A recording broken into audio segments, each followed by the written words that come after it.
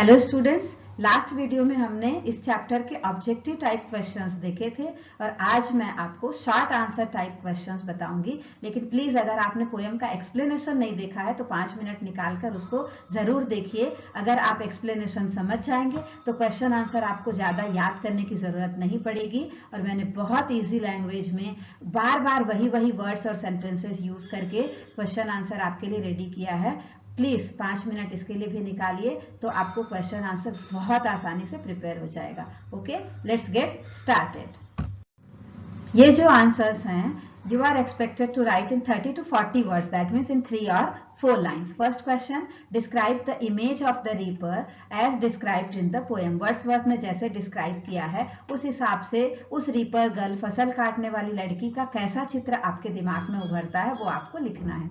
The reaper has been described as a young girl from mountain region of Scotland. She is working in the field alone.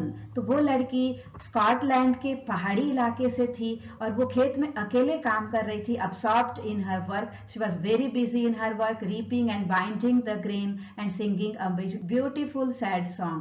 तो फसल काट रही थी, उसके गट्ठर बना रही थी, साथ ही में एक स्वीट सा गाना गा रही थी जो कि वर्ड्सवर्थ को लगा कि शायद कोई सैड सॉन्ग है। Second question, what impact is the reaper song having on the valley? तो रीपर के सॉन्ग का घाटी पर क्या प्रभाव पड़ा और वर्ड्सवर्थ ने व्हाई डज ही से सो, ऐसा क्यों कहा? As the girl is singing while working in the field alone, her voice is so melodious that it was echoing throughout the valley. Echo means गूंजना।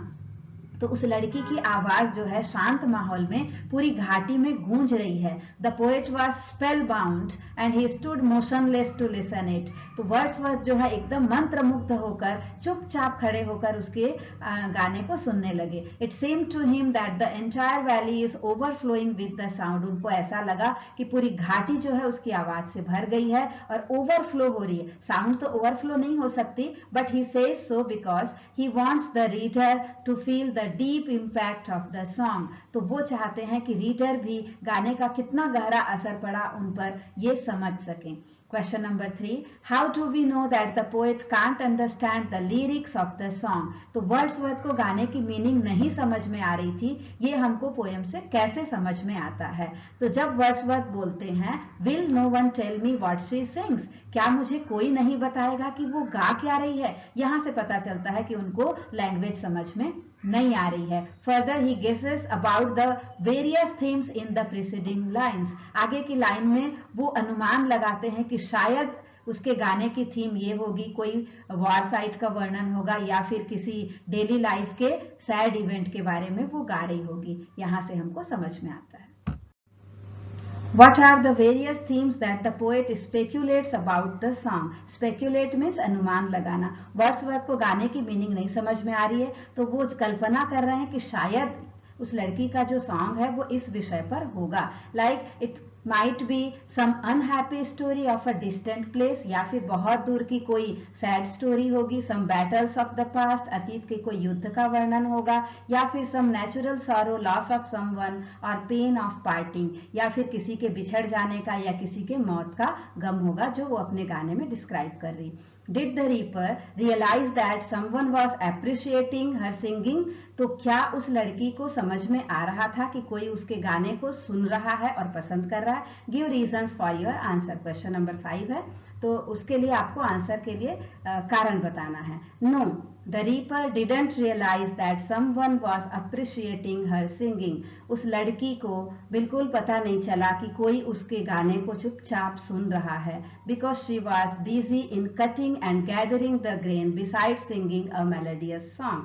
तो वो फसल को काटने में, उसको इकट्ठे करने में बिजी थी, साथ ही वो एकदम मगन होकर गाना गा रही थी, तो उसे समझ में नहीं आया कि कोई वहां खड़ा है और सुन रहा है। Moreover, the poet nowhere mentions that the reaper noticed her presence.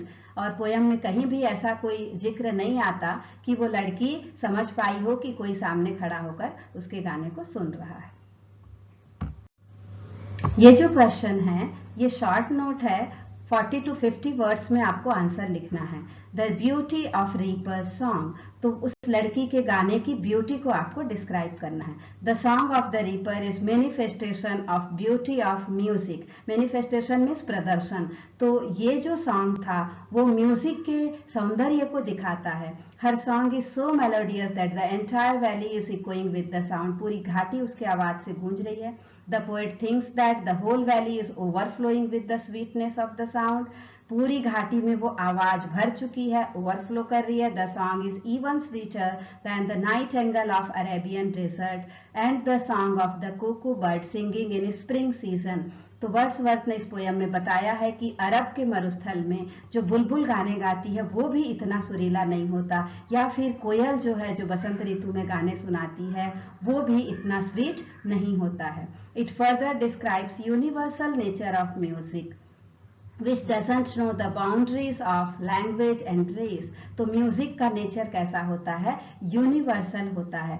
वो किसी भी लैंग्वेज या रेस या प्लेस के बाउंड्रीज से परे है। गाना अगर आपको पसंद है तो लैंग्वेज समझ में आए चाहे ना आए वो आपको असर जरूर करेगा। Though the poet doesn't understand the language of the poem, he stops on the way motionless to listen it. तो वर्ड्सवर्थ को भी गाना नहीं समझ में आ रहा था, बट फिर भी वो बहुत ज्यादा प्रभावित हुए और एकदम शांत होकर रुक कर उन्होंने उस गाने को सुना।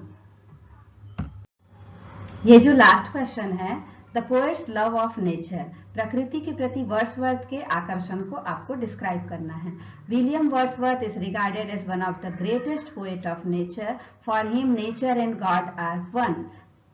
तो वर्ड्सवर्थ के लिए प्रकृति सिर्फ ब्यूटी का सोर्स नहीं है, उनके लिए ये स्पिरिचुअलिटी दैट मीन्स आध्यात्मिक महत्व रखती है। गॉड और नेचर को वो एक ही समझते हैं। It has a soothing and healing power. His deep appreciation of nature is exhibited in almost all of his poems. तो लगभग सभी पोएम में प्रकृति के प्रति उनका प्यार दिखाई देता है। इस पोएम में भी he describes the beautiful landscape of Scotland. तो स्कॉटलैंड के सीन का उन्होंने बहुत अच्छे से वर्णन किया है। आपकी आंखों के सामने वो लड़की जो फसल काटते हुए गाने गा रही है, पूरी घाटी में उसकी आवाज गूंज रही है, ये पूरा दृश्य आपकी आंखों के सामने आ जाएगा। Wordsworth is simply fascinated by song of the reaper who is a woman living very close to nature. वो एक पहाड़ी लड़की है, प्रकृति की गोद में पली है, और वर्ड्सवर्थ का ये बिलीफ है कि people who live nearer to nature are more enlightened and possess deeper sense of humanity